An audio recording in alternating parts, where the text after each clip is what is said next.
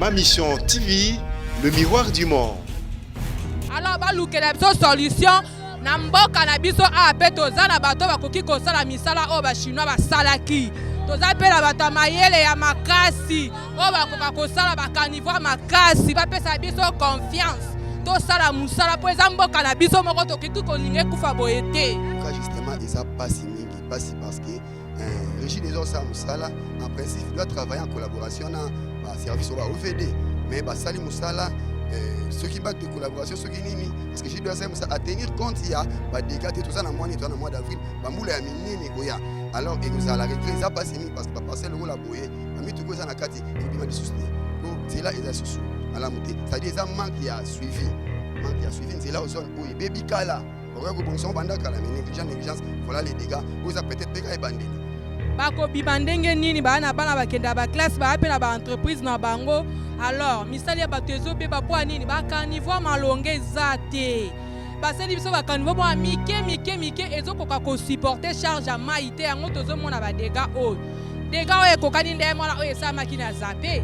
Mais jusque là na zape ba banda kika bataki kaka zelo ya pamba nanu batongi yango kutu te batiki bakomi su kote mususu mbule continue su dégâts lisu na sekuta batu bazo kufa bandako ekundami mabele finiki mayele na biso ba congolais et bimaka na ba étranger na ba pays étranger nde mutu baye baka biso ba congolais to mayele chinois za na eloko te oyo chinois zo tongeza ba biscuit zape pe lelo na bandako sekuna bazelu bandako ekundami na zape na se bakendo tala akepe azina libulu so moni kuna bakari zindi ba remorque et tout consort même ba ancien ba toriji deso ezindi le konga pe na jepon oyo eza pont ya fatité eza pont au gouvernement eza pont ya bana mboka donc motiver les gens ya fayulu te eza non plus pont ya fayulu eza pont na ngai ya chantier ya papa na nga. Ma mission TV, le miroir du monde. En direct de l'ozone MMTV, ma mission TV, le baki ezali sonabino.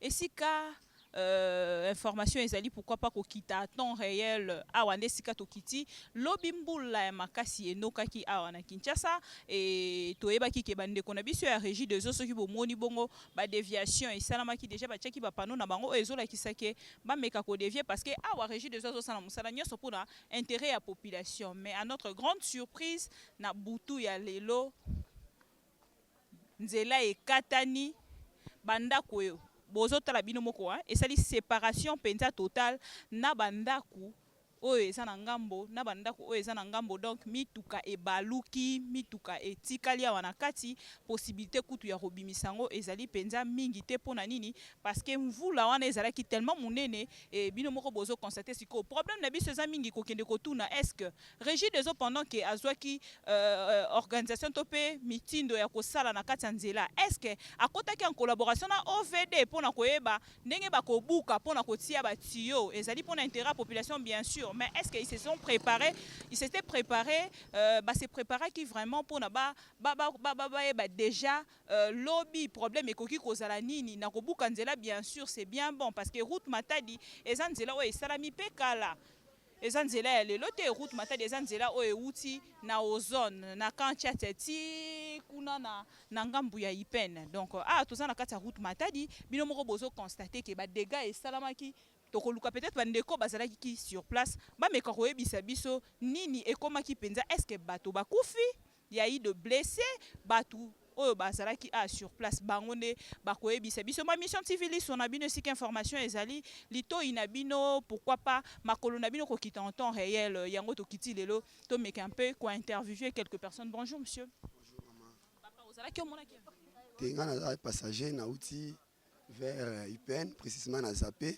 Alors na telemi parce que libulu oyo eza lokola ka libulu salama biso na zapepe ne yango na zo observer na zotala. Problème nini ekomaki na zape? Est-ce que problème ekomaki na zape nde problème ekomi awa? En tout cas justement na zape zaki kaka boye banda ko ekoyaki c'était vraiment catastrophique et regret zaki parce que na uti kuna regret zaki nzela bazo banda kobongisa bien mais après un moment basundoli neti na zape babongisa président de la République ayaki wana babongisaki nzela mais so na yebi soki wana lelo etimuki lisusu parce que suivi eza te misala eza te ekobaki malamu te c'est-à-dire basali nzela kasi batie canalisation te donc c'est terrible là-bas. Est-ce que na zappe kuna ezalaki mpe ka problème ya batuyeur ya régie des eaux? Bon na zappe ezalaki problème ya batuyeur régie des eaux te mais kasi manque de canalisation ya mai nde esalaki ke bandako lelo bazolela terrible musala basalaki ekoze lisusu badega lisusu parce que musala esilaki te.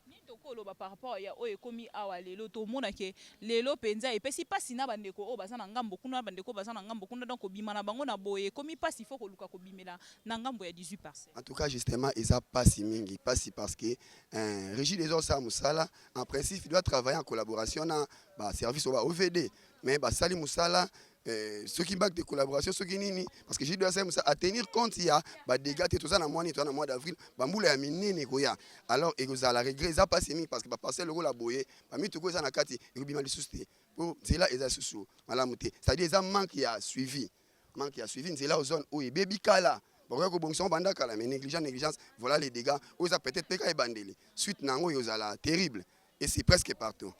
Maman alinga bakisa nini? Nga pe na ngina loba komona boye ezopesa pasi mingi donc bao baza déjà na kati ya mapango o bakobima nanu ndenge nini bana bakenda ba classe ba pe na ba entreprise na bango alors misali ya bato ezobeba po nini bakanivoa malonge eza te basali biso bakanivoa bo mike ezokoka kosupporter charge ya mai te yango tozomona badega oyo dega oyo ekokani nde mwana oyo esamaki na zape mais jusque là na zape babandaki kaka batiaki kaka zelo ya pamba nanu batongi yango kutu te batiki bakomi su kote mosusu mbula continue su dega lisu na se kuna bato bazokufa bandako ekundami mabele finiki alors balukela biso solution na mboka na biso ape toza na bato bakoki kosala misala oyo bachinois basalaki toza mpe na bato ya mayele ya makasi oyo bakoka kosala bakanivoa makasi bapesa biso confiance tosala musala mpo eza mboka na biso moko tokoki kolinga ekufa boye te na babongisi babenganela biso bachinois parce que na Congo bato ya mayele baza mayele na biso bakongolais ebimaka na baétranger na bapays étranger nde mutu bayebaka biso bakongolais toya mayele chinois aza na eloko te oyo chinois ozotonga eza babiskuit zape mpe lelo na bandako ya se kuna bazelu bandako ekundami na zape na se bakende otala bango basuka ye na prince bayebake petit peuple eza na bacourant na bango bayeli bato ya android eza passe. Merci beaucoup. Alors, tozo continuer to meka koeba bandeko bazalaki sur place bango batu bakoki kopesa biso un monto peu plus de précision ya mituka o edindi est-ce que bato bakufi ba yayi de blessé to ebité puis to kotala soki na ngambo bakonzi mboka bakomeka ko dépêcher muke pona ko koma parce que biso to kiti à la première heure par rapport ya ma mission TV ndenge lo barana bino ke pesa bino information en temps réel là tout de suite. Voilà, awa tomoni esika mutuka o ezindi bino moko bozomona. Alors tokuta na bandeko papa yo zalaki est-ce que vivaki vraiment événement tout au long ya mbula? Bon, premièrement mutuka ezikité. Mutuka o ekweinde par rapport ya mai ezalaki ebele. Azoye bate par rapport que oui érosion et salami. Anga kota na 18 parcelles. Ndembala moko ekotaki ezali pe boyete tellement ayo sa ba intervention ne mutu ke komi boye nde bakati siko eloko ala po mutu ke kenika na terrasse. Bon, le problème ané ezandeni les problèmes akufite mutazo non il y a pas mort d'homme yemoko mutu kaye na mwasi na ye bazali na mwasi na ye aye mais abensi de intervention esimbite accueilli je pense bien lobby bataille. Bon, bah, régie des zones de bazar na responsabilité. Sur place, n'est-ce pas réagir? Est-ce que ça régie des autres, Makamba? Té, n'est na ko réagir et ça n'est na ko réagir et sali ba pesa ki dossier ba pesa ki ngo ezalaki e banana météo na météo ba no tchacho veut so ba tchacho ba buki terrasse ba tchacho après ne toyoki OVD a sali terrasse mbala moko sur place. Pour te questionner, même na ingénieur. Régie des eaux, azo travailler na OVD. Régie des eaux a travaillé na OVD. Veille so a sali 300, il y a 10 mètres. Tant on t'a battu na oyo mbamu battu pecho. Mais et ça la makité. Mbula ye ko beta nde omoni ba dégâts et ça mi makambo ebele bele. Nini okoloba peut-être pour na bato nyoso bazolanda biso parce que bato mususu bakanisa ki y a eu de mort. Non, mort exact.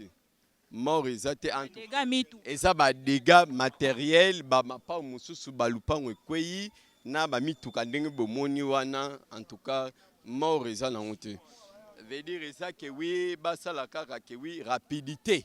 Pour les routes moko et 300 moko très sensible, je pense bien. Veut dire tout le monde qui est ingénieur en bayaki, ba chinois pe baye, OVDP yaki, baye au sal ba constant. Je pense bien lobby, ba ko bongisa, ba mituka et ba na oleka. Les gars, oh salami kaka na buto a lobby na mokolo. Na mbulo ya lobby. Ya mbulo a lobby. Nde ya one mute salamaki et sali ba dégâts oyo. Bongo ceux qui mususu ebeti. Ah, so mususu ebeti l'autre ebité nyose za nzambe. Merci beaucoup. Alors oui papa. Sombule noki do mususu no en tout cas ba ça plus sengeli do para ba sala des système tabazo samba mo bazo kundango. Poso bazo kundango ba ba beton bala moko de gants salamité. Ango moni de gants sama kas plus ba mbula afrina yeti apak. Kalamiti ezoya. Do ko za de gants makas do ba ça rapide que non o nzela principal wa benga direction e ti na matadi. Ya on nzela ngo ya principal. Faut ba ça tout ba bon son rapide. Ba bien ta ba compagnie nyonse ya o ba ça ba nzela ba yo ta musaba sango rapidement. Alors, on a vu ce peu monio awa. Papa, yo na ngambo na yo ko bakisa nini parce que yo peut monio on dirait nde balobara les malheurs des autres, les bonheurs des uns. Bon, ngana olobaka. Créer pemba mokala ingangu no kala technique o chepe pona yo moto alinga kati sa pesi mbongo aza nango to tomboli libaya. Bon, balobi na kini idéologie ekozanga raté. So ngana tiaki libaya te mingi basala ba gymnastique te j'espère. Donc papa ako sauter maman peso na liputa na ye ako sauter te to ngazo obligé mutu te na fixer pe montante Ozo tombola libaya. Bon nazo tombola parce qu'il faut pas motiver ngai motiver les gens qui motivent dans la cadre wana nga zakiti ka ozo zinda likolo moko nde zaki na kati ti tozoloka au secours zaki na 1h du matin tozoloka au secours apesi kutu mbongo $50 na maboko na simengo na maboko abi so bobimisi yango comme ça rotambola nango naloki ba pomba bazalaki te tango mai ezo kende courant ya mai ezo timbola libulu alors ezaki tellement pasi ye kutu apika crise wana ngamu na fandi awa na kengeli kawa ti tongo $50 bato ozwa ki bobimisi pe mutuka to zongisi. En tout cas to kenda ko zo ba car ba pick-up ba ilix ndenge na ndenge ko be nango te parce qu'ils a bloqué na pesa ki bango idée na zongisi la ya pesa 10 000 francs congolais. Abisinga pona okengeli kaka na butu na pesa idée baso na bato a régie des eaux ba engin oyo etiaki ba pompe oyo batia ceinture mo kuna batombola ngo basoulever parce qu'il y a moteur ndeko bima Kezaka oyo te mituke zwami ebele na kati ya libulu. zwami ebele parce que bato bazaki na vision te ba vision ezalaki te omoni yo zo mona ka ezali kwa plat comme d'habitude le quoi bati batimolaki babi ke terrasse ezate na ko kena ngambo oyo comme babenga ngo accident imprévu akepe azina libulu kuso moni kuna bakare ezindi ba remorque et tout consort même ba engin ba origine des eaux ezindi le ko ngape na tepon oyo eza pont ya fatité eza pont au gouvernement te eza pont ya bana mboka donc motiver les gens Ya fayulu. te eza non plus pont ya fayulu eza pont na ngai ya chantier ya papa na nga na ti awa so motiver nga oleki c'est pour ça na ngote okoleka peka Merci. Alors merci, on était venu potos de la bino makambo oyo yo eleki awalelo na kati ya Ngaliema précisément na route Matadi bino moko bomoni population etelemi et pour Etalissa, président de la République, mais on me signale par mes collaborateurs que l'un de ces 4 matins, tout à l'heure déjà, délégation, il y a président de la République parce que le président n'est pas sur place et kokita awa pona etala makambo eleki awa o esali pasi na population nyonso tala ndeko oyo ndenge à perdre déjà mutuka na ye parce que autre ko bengango déjà perdre parce que to yebite na kati ya mutuka wana est-ce que mai ekoti na kati to pete to moni kuna na ngambo remorque ya munene edindi pe kuna na kati to moni ba mapango ebukani ba mur nango ekwei ba portail ekwei donc epesi pasi komona ke bazosala musala moko pour la population mais musala mususu ebotami bino moko bomoni alors nalakisi bino pe na ngambo awa ndenge congolais asalaka musala soki likambo moko ebotami congolais pa créer pe aye cop opesi mbongo oleki na kati ya pont. On était là comme ma mission civile son abino pona kozwa information esika ezali lito inabino ko traiter pona nini te makolo na bino ko kita en temps réel esika information ezali yango to kitaki lelo pona to zwela bino information awa na lingwala na route Matadi bibi kapinga votre servante na lobaki na kosala mosala kaka ndenge bino bolingaka. Président de la République, vous êtes vraiment appelé à faire quelque chose. La population vous appelle à faire quelque chose d'urgence pour Nabandeko. Parce que route Matadi, c'est une route principale. Oui, mais Marabiso, ti na Matadi, ti na ba Congo, nzela ngoka kayango. Nzela one, mais Marabiso na ozone, na Kintsuka, na Pompage kuna, na Kitambope, et mais Marabiso nzela kaka oyo. Donc, pa konzambo kaba meka kosala quelque chose d'urgence pour la bandeko o baza awa surtout pour la bandeko oyo mapango na bango e bukani ba entra mapango na bango e bukani ba mur na bango e kwei. Donc c'était moi votre servante Nayaki pour na mosala auto sala rapport na bino. Bonne chance na gouvernement ndenge ekosala biso mosala et puis bandeko OVD na bandeko il y a régie des eaux pour sala quelque chose pour que bandeko koto yo bazala délivrer na problème o ekomeli bango. Merci beaucoup Richard Kapoukou derrière la caméra, Martin Eng vitesse affichée na même vitesse yango yango toyela ki a lelo pona to sala bino ba image. On se retrouve prochainement pour un nouveau numéro toujours dans MMTV parce que ma mission TV c'est l'information en temps réel. À la prochaine.